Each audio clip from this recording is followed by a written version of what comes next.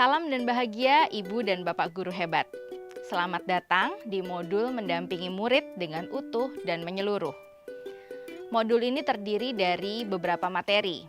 Kali ini kita akan mengulas materi kodrat keadaan agar kita dapat memahami kodrat keadaan pendidikan yang sesuai dengan zaman berdasarkan pemikiran Ki Hajar Dewantara. Kodrat keadaan merupakan bagian yang tidak terpisahkan dari dasar pendidikan murid. Kodrat keadaan terdiri dari dua hal, yaitu kodrat alam dan kodrat zaman. Ki Hajar Dewantara mengatakan bahwa segala perubahan yang terjadi pada murid dihubungkan dengan kodrat keadaan, baik alam maupun zaman. Lalu, bagaimana cara kita menghubungkan dasar pendidikan murid dengan kodrat alam dan kodrat zaman? Kodrat alam adalah dasar pendidikan murid yang berkaitan dengan sifat dan bentuk lingkungan di mana mereka berada. Murid dengan kodrat alam perkotaan sejatinya dilihat sebagai bagian dari masyarakat perkotaan. Maka pembelajaran yang diterima murid sebaiknya mampu membantu mendekatkannya dengan konteks atau kodrat alamnya, bukan sebaliknya malah menjauhkannya. Tidak jarang kita menjumpai guru membantu memberikan ilmu dan wawasan di luar konteks di mana murid tinggal dan hidup. Misalnya, mayoritas murid adalah anak petani karet. Diberikan wawasan dan informasi bagaimana menjaga kelestarian dan ekosistem laut. Sebenarnya tidak apa-apa. Mungkin saja murid akan mendapatkan informasi dan cara bagaimana menjaga kelestarian laut. Apakah cara dan informasi itu sesuai dengan kodrat alam murid? Oleh sebab itu, karena guru bukan lagi sebagai satu-satunya sumber belajar murid, maka guru dapat membantu murid dengan memberikan pembelajaran kontekstual. Guru berperan sebagai penghubung murid dengan sumber-sumber belajar yang ada di sekitar murid atau di sekolah, maupun dengan sumber-sumber belajar digital yang mengaitkan setiap materi dengan konteks di mana murid hidup. Misalnya, materi menjaga kelestarian alam dikontekskan dengan merawat pohon karet agar produksi getahnya semakin baik kualitasnya, dengan membersihkan gulma atau tanaman pengganggu pohon karet. Pembelajaran kontekstual dan peran guru sebagai penghubung sangat dibutuhkan murid karena itu akan membantu mereka menguatkan kekuatan-kekuatan kodratnya. Sementara kodrat zaman adalah bagian dasar pendidikan murid yang berhubungan dengan isi dan irama. Isi dan irama pendidikan bergerak dinamis sesuai dengan perkembangan zaman. Muatan pendidikan dan cara belajar dikala kita sebagai murid pasti berbeda dengan zaman saat ini. Pendidikan setelah masa kemerdekaan tentu juga berbeda dengan pendidikan pada abad ke-21. Maka kita pendidik bergegas beradaptasi terhadap kodrat zaman untuk membantu murid mencapai selamat dan bahagia. Perubahan zaman merupakan keniscayaan yang tidak mungkin dihindari dan dicegah. Perubahan zaman pun akan datang sendiri tanpa diminta. Namun, banyak dari kita yang belum menyadari akan hal itu.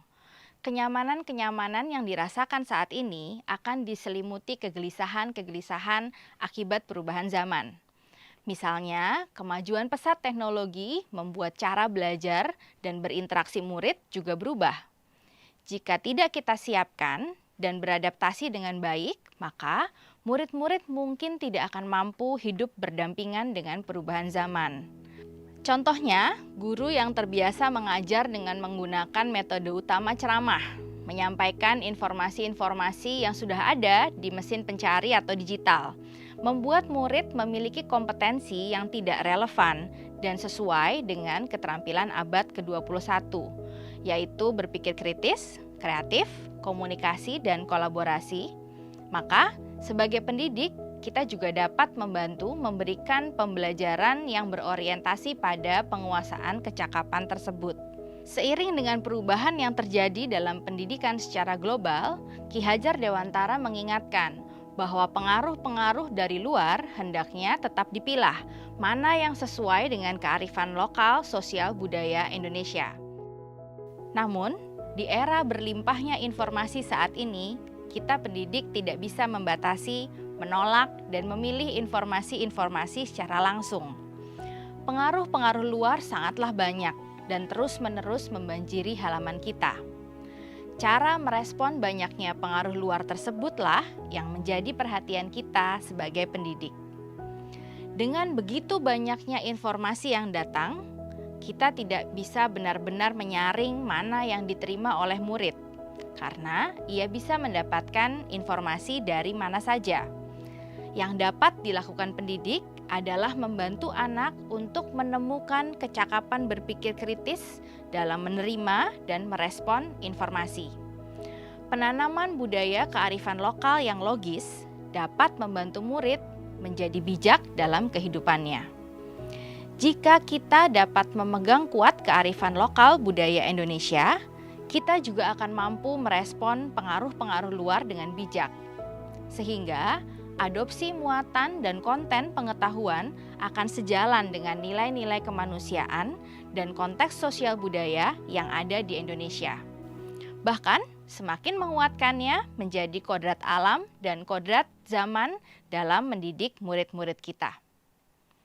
Untuk mewujudkan dan menjaga itu semua, diperlukan prinsip-prinsip dalam melakukan perubahan. Ki Hajar Dewantara menyebutnya sebagai asas trikon, kontinu, konvergen, dan konsentris. Kontinu, kemajuan kebudayaan merupakan keharusan lanjutan langsung dari kebudayaan itu sendiri.